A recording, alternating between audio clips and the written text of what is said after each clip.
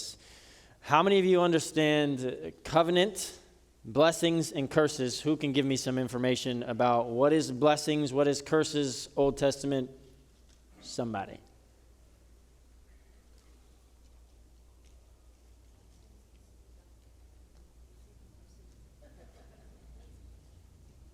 You wonder why we have a hard time understanding Ezekiel. Randy.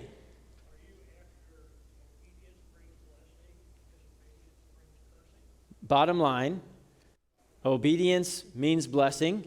Disobedience means cursing. The curse of God, the judgment of God, the discipline of God, however you want to look at it. But yes, bottom line, nailed it. You got some seminary in your background, don't you?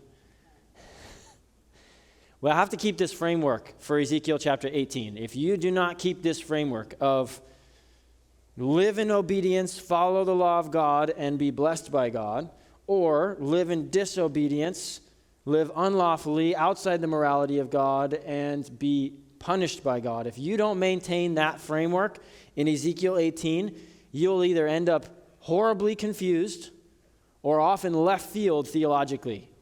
And you'll be there real quickly. Maintain this as we read. We're talking about the context of Ezekiel 18 is covenant. We're not talking about eternal righteousness, eternal wickedness in Ezekiel 18. Ezekiel is speaking to the Israelites in Babylon, in exile. And he's trying to get them to understand, do you realize why you're not in the land anymore? Because God made this covenant with us, and this is how it was supposed to work. Be obedient, follow the laws of God, stay in the land, be blessed by God. Be disobedient, don't follow the laws of God, be kicked out of the land, and die. Those are the two things, and I'll read this to you from Deuteronomy chapter 30 before we leave, because you need to maintain this mindset in this context. Otherwise, you'll be lost in this passage. And you may not be as lost this week, but definitely next week when we finish the chapter, you'll be like, what is happening? Maintain this mindset as you're going through. You'll be just as confused as I was when I first read this passage and I was like, what is happening? I thought my theology was shifting a ways to the side, but it wasn't. So keep this context. Deuteronomy chapter 30, this is the renewal of the covenant. This is the last book of the law. They have this covenant with God, and the book of Deuteronomy is essentially a renewal of this covenant. Do this, don't do that, and you'll either live in the land or you'll die in a foreign land. Deuteronomy chapter 30, this is what Moses says to the people. See, I have set before you today life and prosperity or death and adversity. In that I command you today, love the Lord your God, walk in his ways, keep his commandments and his statutes and his judgments, that you may live and multiply, and that the Lord your God will bless you in the land where you are entering to possess it. But if your heart turns away, if you will not obey, if you are drawn away to worship other gods and serve them, I declare to you that you shall surely perish. You will not prolong your days in the land where you are crossing the Jordan to enter and possess it. And then he says this, I call heaven and earth to witness against you, that is the people of God, today, that I have set before you life and death, blessing and curse. So choose life, in order that you may live, you and your descendants, by loving the Lord your God, by obeying his voice, by holding fast to him, for this is your life and the length of days, that you may live in the land of the Lord swore to your fathers Abraham, Isaac, and Jacob to give to them. Life, obedience, my statutes, my commands, my rules, my laws, says God. Follow them and you'll live in the land and I'll bless you. Simple. Don't follow them, I'll kick you out of the land and you'll die. Maintain these things as we're talking about Ezekiel chapter 18, or you will get confused very quickly. Righteousness, wicked. Don't jump too quickly in this passage to eternal wickedness or eternal righteousness. We'll get there. But don't jump outside of this context or you'll be confused. So Ezekiel chapter 18, keep covenant in the back of your mind. Keep blessing and curse in this life in the back of your mind. Ezekiel chapter 18. Verse 1, then the word of the Lord came to me, that's Ezekiel speaking to the exiles in Babylon. What do you mean by using this proverb concerning the land of Israel, saying, the fathers eat sour grapes, but the children's teeth are set on edge? So here's the proverb of the day. You ever eaten something sour? Maybe not a sour grape, but maybe something sour, and it gives you that puckery sort of weird sensation in the back of your mouth, and you're kind of like, That's the description here. except for what they're saying is the fathers are the ones eating the sour grapes, and the children are the ones who are feeling the effects of what the fathers did. To which Ezekiel is going to say, God is going to say, the proverb is flawed. It's flawed for a couple different reasons. Verse 3, the proverb is flawed. As I live, declares the Lord, you will surely not going to use this proverb in Israel anymore. And here's why. It's flawed for two reasons. Verse 4, behold, all souls are mine. The soul of the Father as well as the soul of the Son is mine, and the soul who sins will die. The proverb is flawed for two reasons. First of all, God says, all souls are mine. In other words, here's what the people thought. They thought that divine judgment balanced out from generation to generation. In other words, this generation could be wicked, but God chooses not to punish them.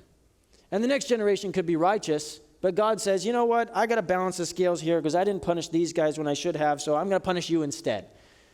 And it's not really about individual righteousness or unrighteousness, it's really just about God balancing the scales over all time, to which God says, false. Every soul is mine. The Son of the Father, the soul of the Son, the soul of the Father, mine. And we're going to talk about that more this week. Bottom line, each man and woman is responsible for his or her own actions. You're responsible for your actions. I'm responsible for my actions. That's what we're talking about today. The second reason the proverb is flawed, we'll talk about it next week, is that it assumes that the people who are in exile or in Jerusalem are innocent.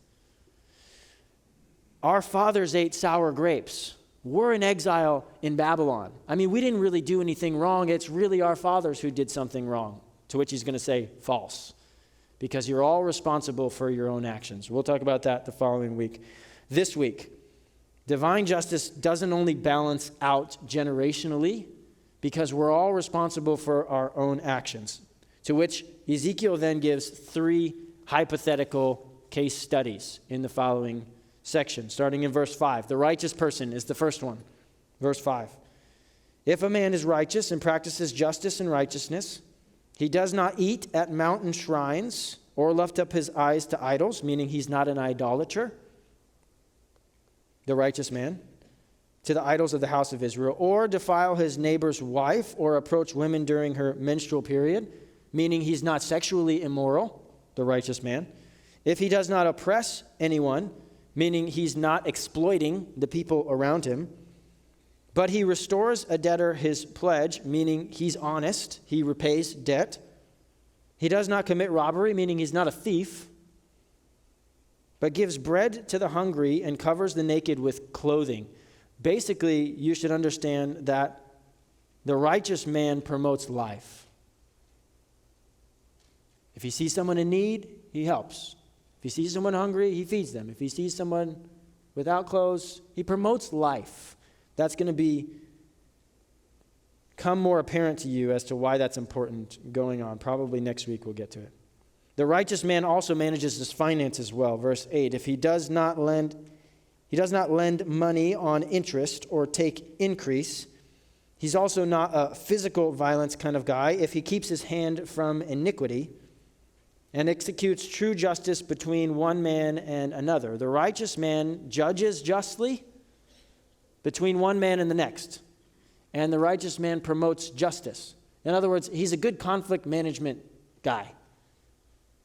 If you're a boss or a parent or a teacher or a coach or a pastor or a business owner, you're going to have to help people manage conflict. You're going to have to promote justice. What you did was wrong. What you're saying is right. And this is good justice. Not talking eternal justice here yet. We're talking daily life.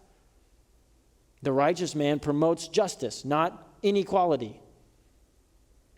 And then verse 9, this is how it reminds us we're in the context of covenant. Listen to the language.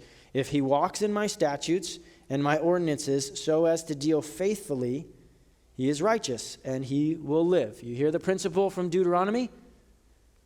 From the covenant language. Follow my commandments, obey my statutes, and you'll live. Simple. The righteous man does these things. If you disobey the laws of God, you're cursed. Next section. Case study number 2, verse 10. Then he, that is the righteous man, may have a violent son who sheds blood and who does any of these things to a brother. Now, that word sheds blood there is the same word from chapter 16 when we were talking about people sacrificing their children to Molech. So maybe you could read this verse and you could think of the doctors who perform abortions. Those who shed blood. It's the same word as used back in chapter 16 of those sacrificing their children. The wicked man, the violent son who sheds blood, who does any of these things to a brother. Then verse 11, though he himself, that is the righteous father, did not do any of these things. And then the description of the wicked son. Then, that is, he even eats on the mountains of shrines. He's idolater. He defiles his neighbor's wife. He's sexually immoral. He oppresses the poor and the needy. He commits robbery. Does not restore a pledge, but lifts up his eyes to idols and commits abominations. He lends money on interest and takes increase. And then the natural question, will he live? And the answer is no, he will not live. He has committed all these abominations. He will surely be put to death. His blood will be on his own head. So what we've seen so far is that righteousness doesn't transfer over necessarily to the next generation. Parents, did you hear what I said?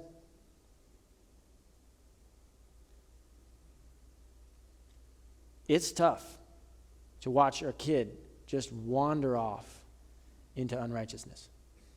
And I know the natural thing is to think to yourself, what did I do wrong? Where did I go wrong? But here's the reality of adult wayward children, and sometimes not even adult wayward children, sometimes teenage wayward children, sometimes younger than that. We guys, parents, got to figure out how to balance a couple things. We have to figure out how to take responsibility for the fact that we're imperfect parents. And there may be a portion of our children's choices that are a direct result of our either neglect or abuse or pushing them away. And that's a real reality because none of us are perfect parents. But in the description, even the son of the righteous man who did seemingly everything right still had a child who at some point got to make their own choice. I skipped over it last week when we were in chapter 17, but I don't know if some of you caught it. In chapter 17, there was a bunch of images, and at one point, there was an eagle who planted a vine, and the vine put its roots toward the eagle, just like a child would put its roots for life and for success and for growing up towards its parents. And then at some point in that analogy, the vine decided, I don't want to go over here where I know life is going to be given me. I'm going to go and shift my roots over here. And the vine in the analogy made that choice.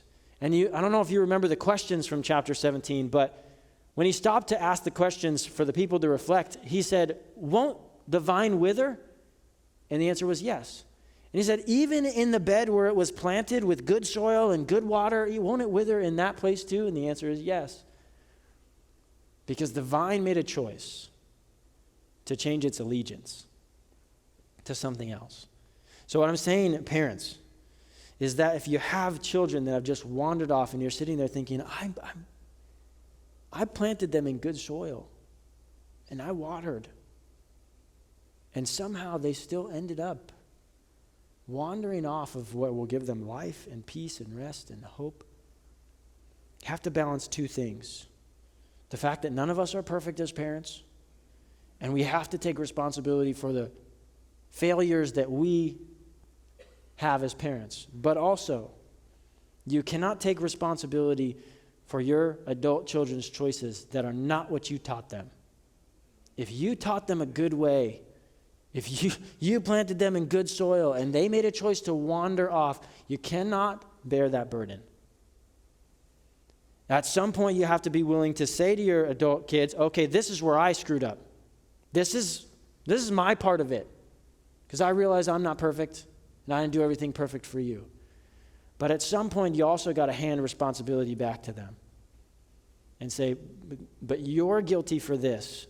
I didn't teach you that. I didn't show you that. I didn't put you on that path.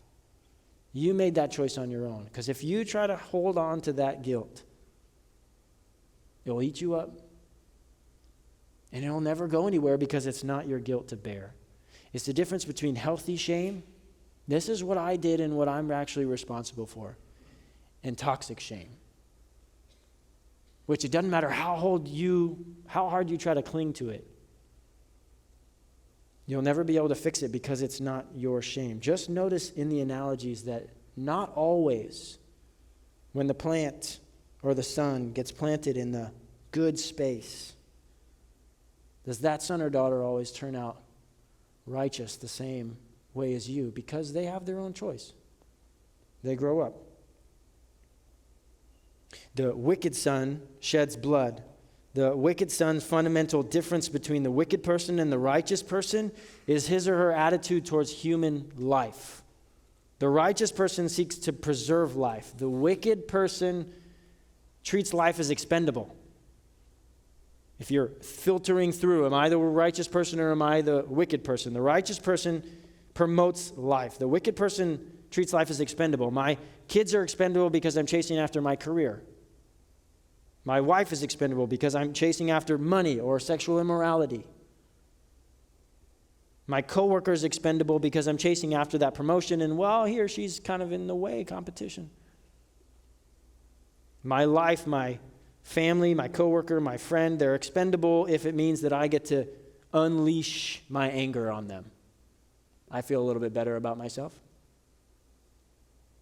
The wicked person treats life as expendable if it gets in the way of their own gain or their own pursuit. It's pretty basic to understand. Live righteous, gain the blessing of God. Unrighteous, the curse of God. Now, there's good news. If you're the parent, if you're the son or daughter who had a wicked parent, the good news is that you don't have to repeat the same mistakes. Look at case study number 3. This is the grandson now. Now behold, he, that is the wicked father, had a son who has observed all the father's sins which he committed, and observing does not do likewise. He does not eat at the mountain shrines or lift up his eyes to idols of the house of Israel, or defile his neighbor's wife, or oppress anyone, or retain a pledge, or commit robbery. He gives bread to the hungry and covers the naked with clothing. He keeps his hand from the poor, does not take interest or increase, but executes my ordinances and walks in my statutes. He will not die for his father's iniquity. He will surely live. In other words, if you haven't figured it out by the 3 case studies yet, the father never gets to pass on his own wickedness or his own righteousness to the son. Because in the first case, the righteous father didn't pass on righteousness to the son had a choice. And in the second case, the wicked father didn't pass on his wickedness to the son because the son had his own choice.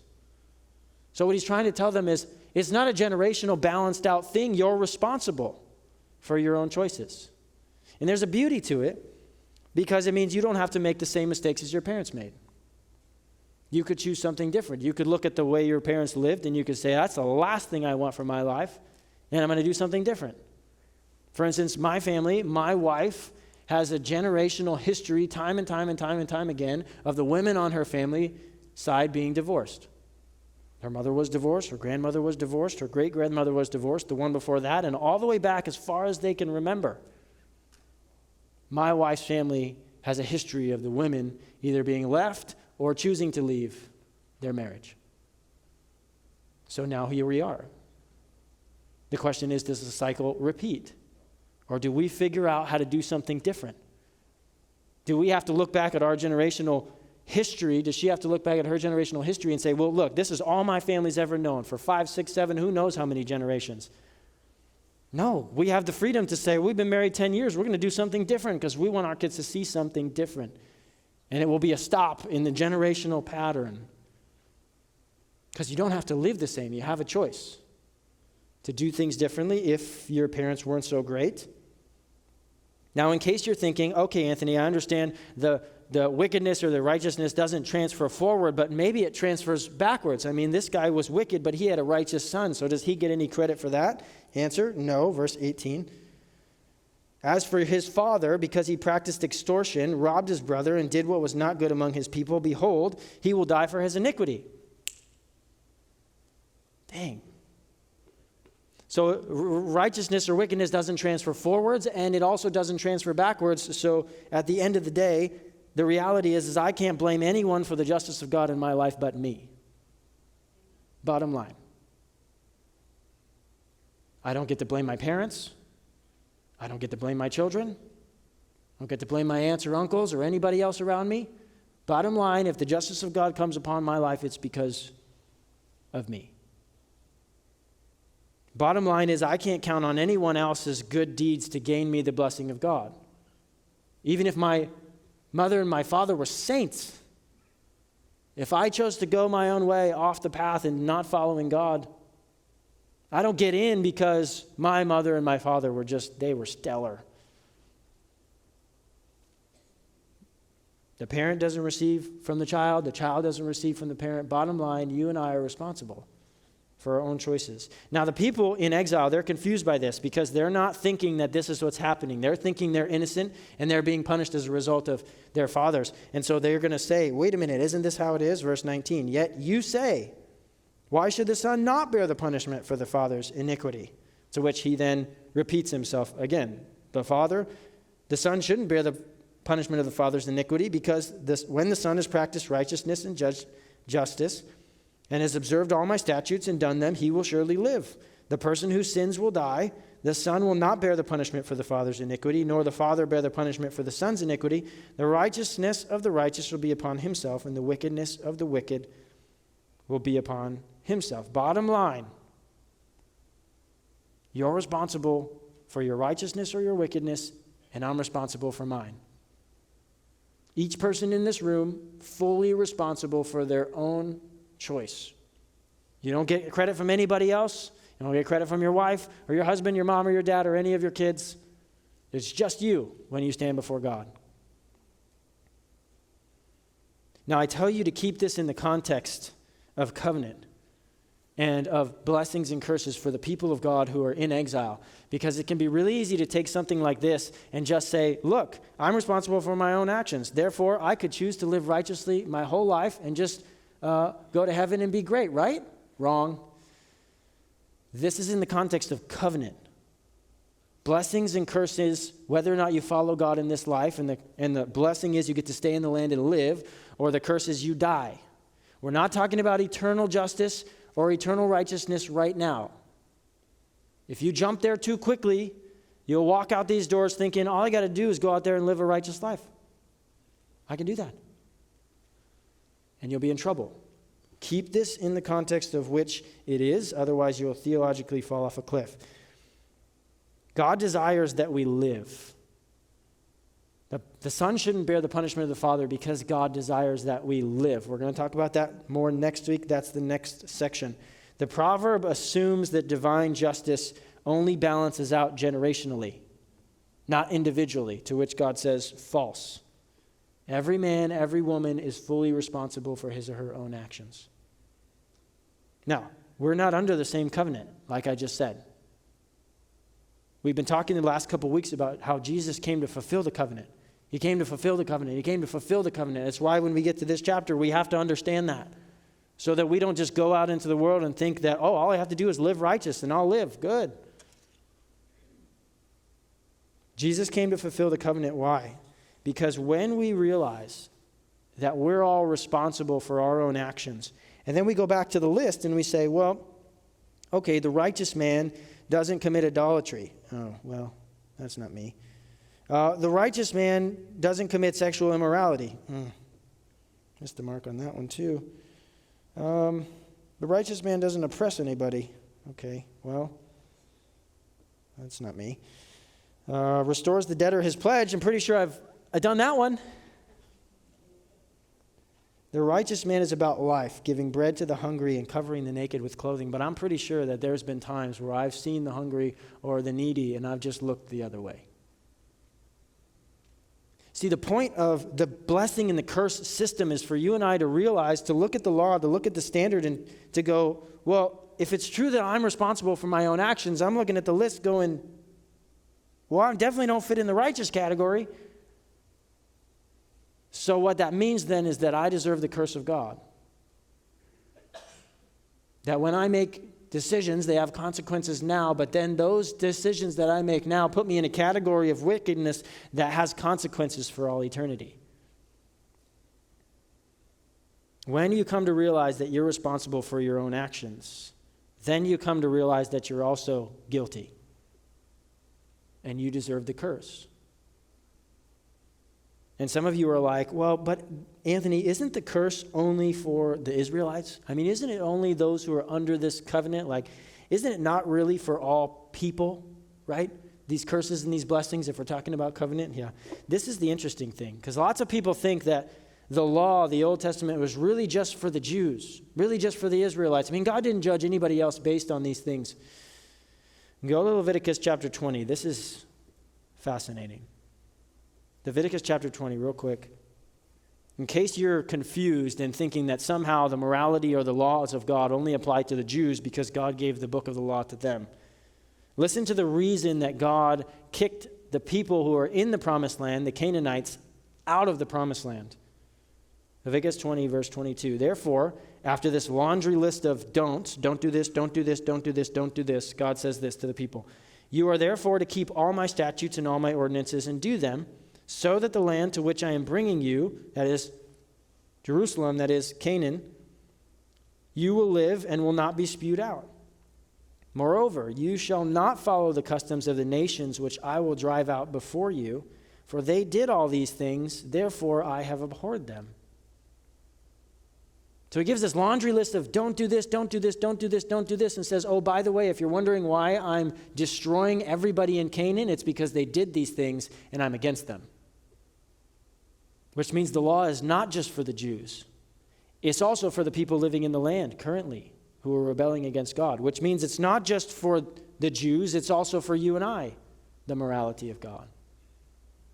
See, we think that this is just a new concept. Oh, we all got to follow the morality of God. No, everyone has always had to follow the morality of God. God gave the Jews the blessing of having the law. If the morality of God is for all of us, and we're unrighteous, and we deserve a curse, this is why the gospel is good news. This is why Jesus coming and hanging on a tree and dying is good news. This is the same exact thing that Paul tells the Galatian church, Galatians chapter 3.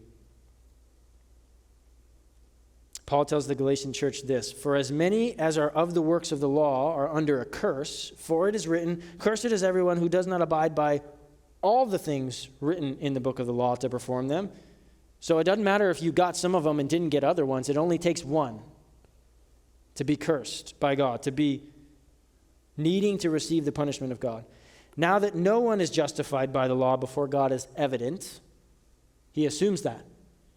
He assumes that you can look at the law and say, well, of course I violated it at least once. And so he says, now that that's evident, the righteous man shall live by faith. However, the law is not faith. On the contrary, he who practices them shall live by them. And here's the bottom line. Christ redeemed us from the curse of the law, having become a curse for us.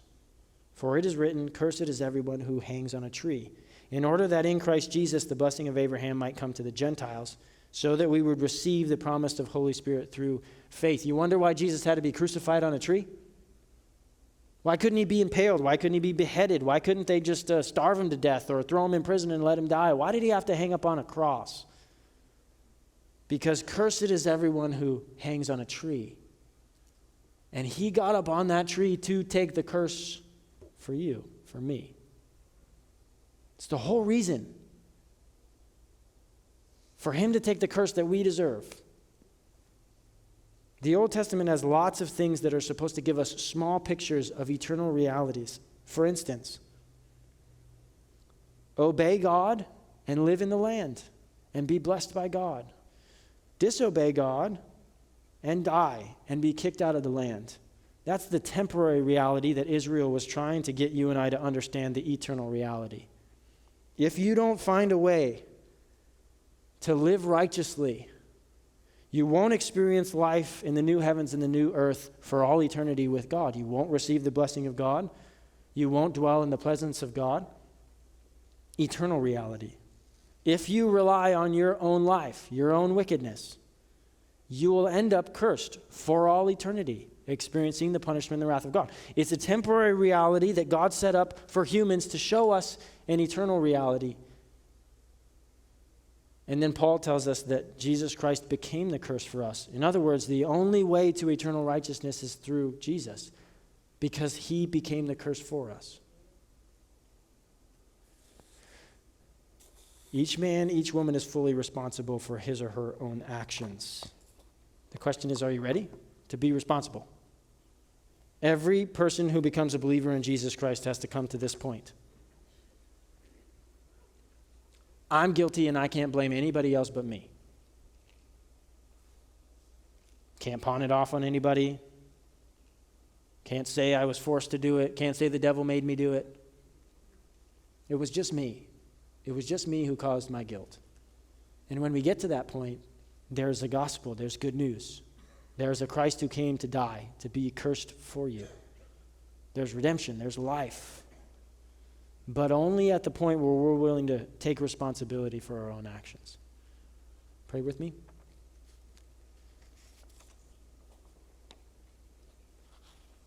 God, I pray you'd make us bold men and women to be honest.